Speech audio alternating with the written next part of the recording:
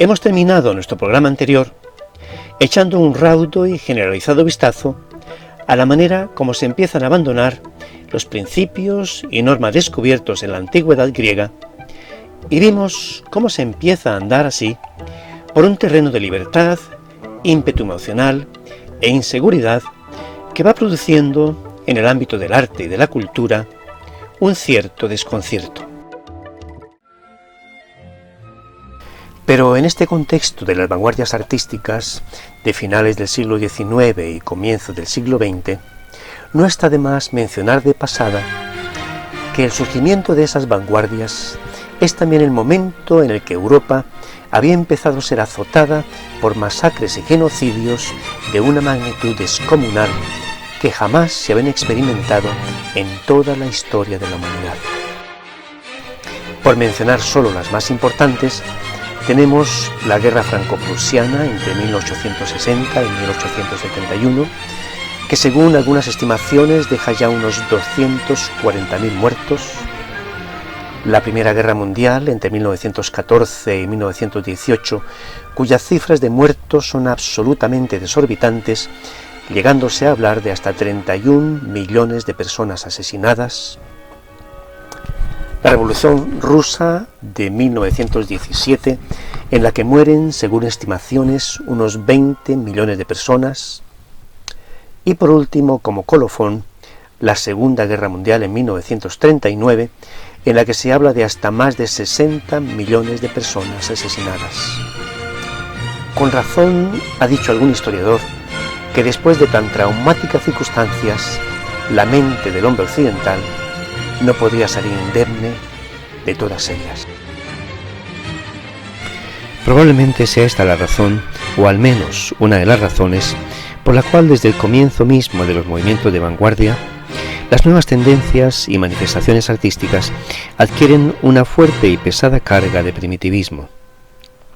Con lo cual se puede decir, no sin un profundo sentimiento de tristeza y añoranza, y sin quitar lo que de valioso pudiese tener ese deseo renovador y la actitud crítica de esos movimientos,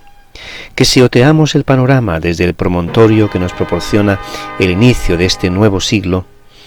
inmediatamente nos percatamos de haber completado un ciclo y vuelto a donde estábamos en los tiempos más remotos, oscuros, bárbaros y rudimentarios de la época prehistórica. Solo que esta vez hemos caído aún más bajo, pues por mucho que queramos, no podemos encontrarnos en este estado de inocente y primigenio primitivismo, sino en un estado de degradación y banalización no sólo del arte y de la cultura, sino de la vida misma. Pues creyendo haber descubierto los misterios de la vida ante la contemplación del átomo, la célula, las profundidades del universo y el genoma humano, hemos en realidad echado un oscuro manto de materialismo, relativismo y subjetividad que ha ocultado de nuestros ojos la misma realidad de la naturaleza y de la vida humana. ¿Quién nos librará de la bárbara invasión,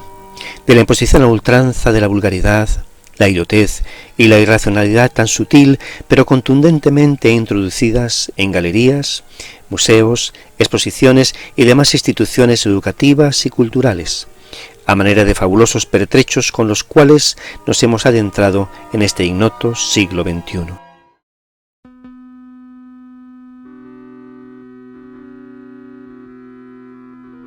¿Habrá acaso algún lugar para la esperanza ante tan desoladora situación? La realidad es que no parece tarea fácil tener que enfrentarse al actual estado de cosas. De hecho, da la impresión de que estamos atravesando por un momento aciago en el cual el arte, como siempre, es solo una especie de termómetro que mide y revela el grado de decadencia a que ha llegado la sociedad.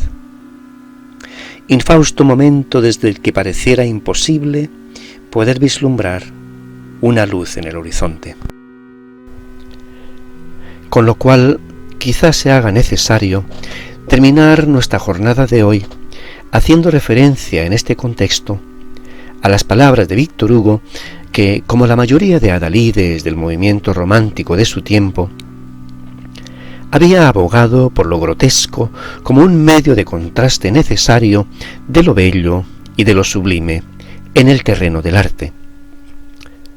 Pero los nuevos artistas de vanguardia de comienzos del siglo XX proponen lo grotesco, deforme y desagradable como el único objeto del arte, olvidando con ello que si Víctor Hugo había dicho, y cito aquí sus palabras: «Es necesario inutilizar por carecer de valor alguno las teorías, las poéticas y los sistemas». Pero a renglón seguido continúa diciendo: «Porfiadamente insistimos en que el poeta debe seguir solamente los consejos de la naturaleza, la verdad y la inspiración». Con lo cual tenemos que, a diferencia de Víctor Hugo, la mayoría de artistas posmodernos no sólo instituyen lo grotesco como el único objeto del arte, sino que también arremeten contra la misma naturaleza y, altivos y soberbios, desdeñan a la misma verdad. Con razón decía Ortega y Gasset que a los románticos se les podía entender, pero no así a la mayoría de movimientos de vanguardia que vinieron después.